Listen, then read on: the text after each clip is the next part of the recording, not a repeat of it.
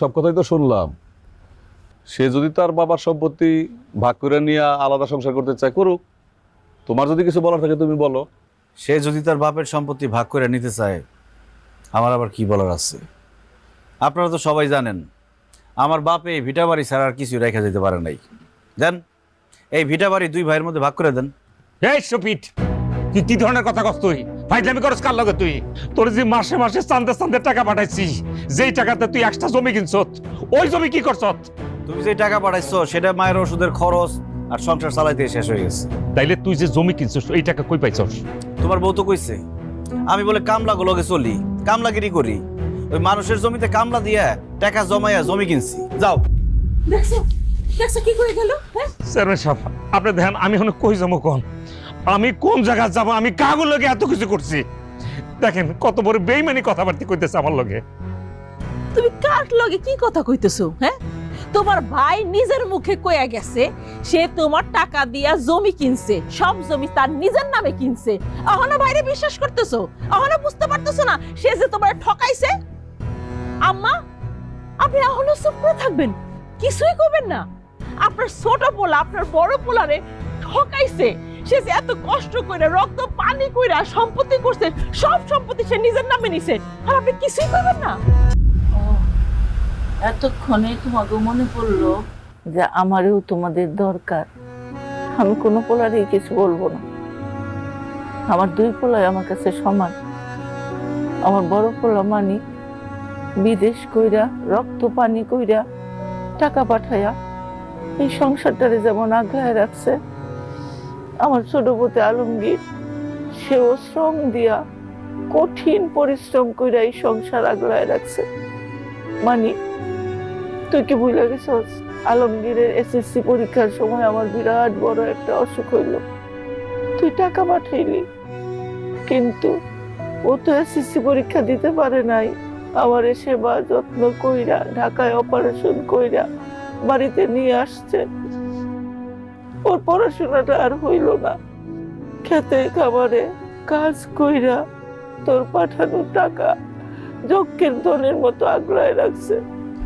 আমার আলমগীর পরিশ্রম করে এই সংসারটা টিকায় রাখছে। আমি আমার পুত্রের মধ্যে ভাগাভাগি চাই না। এই নাও, সব সম্পত্তির দলিল এখানে আছে। আর আমি মিথ্যা কথা কইছি? আমার নামে আমি কোনো সম্পত্তি কিনি নাই। যা কিনছি সব তোমার নামে কিনছি। আর তুমি যে টাকা পাঠাইছো সব হিসাব এখানে দেয়া আছে। চেয়ারম্যান সাহেব দেখেন।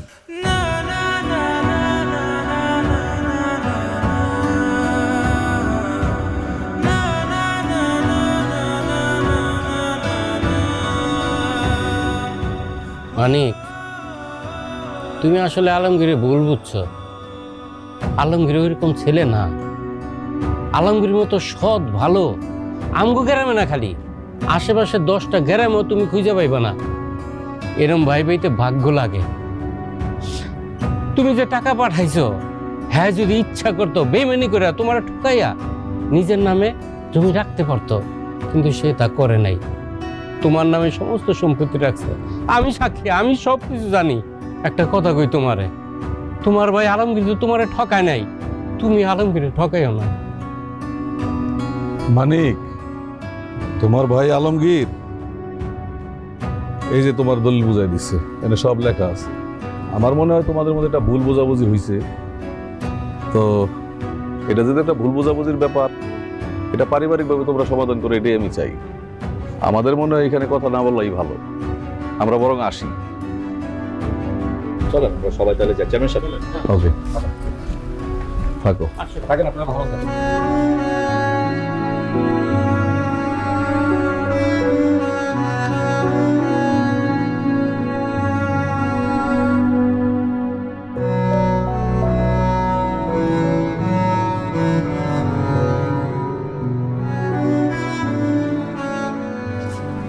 মা, চলো।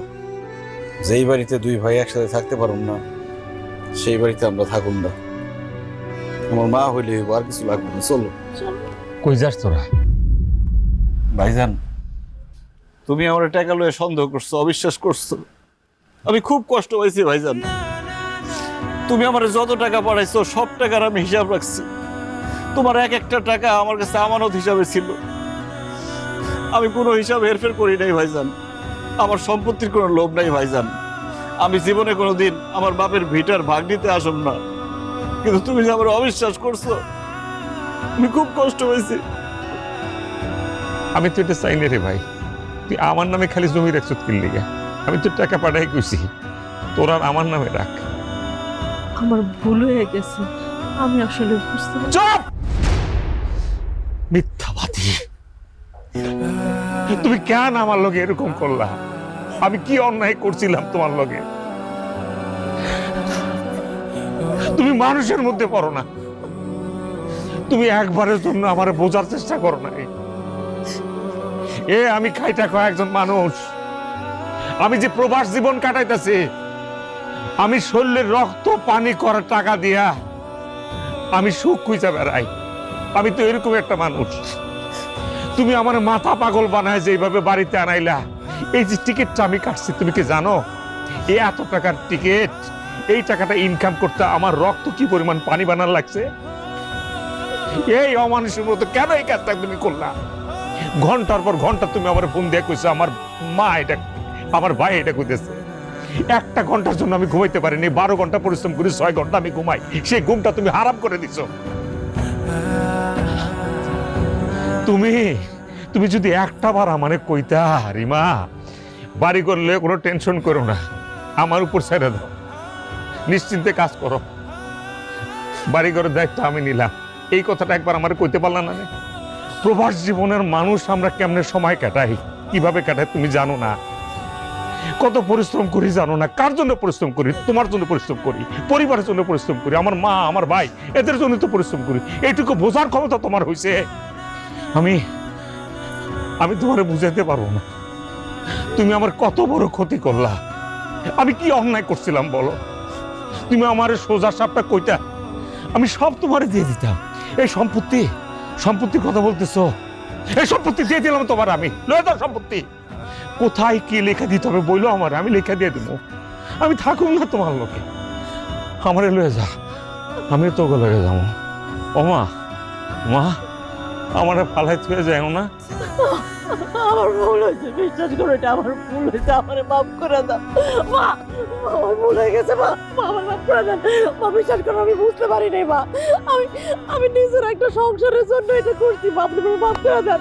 আলোকিত ভাই, তুমি আমার ছোট ভাই না, বড় ভাবি ভুল করছে, মাফ করে দাও, মাফ করে দাও আমারে। আমি বুঝি নাই, আমি বাবার মাথা খারাপ হয়ে গেছে, এটা করছি, আপনি আমার মাফ করে দেন মা। বৌমা, তুমি যে তোমার ভুল বুঝতে পারছো তাতেই হইব, আমরা কোথাও যাবো না। আলমগীর, মানি, আমার 2 পুত্র নিয়ে আমরা এক লগেই থাকুক। এই খবরদার, বৌমারে আর বকাঝকা করবি না। ওমা বাইরে ভুল বুঝিস না, আমরা এক লোকে থাকুম ভাই।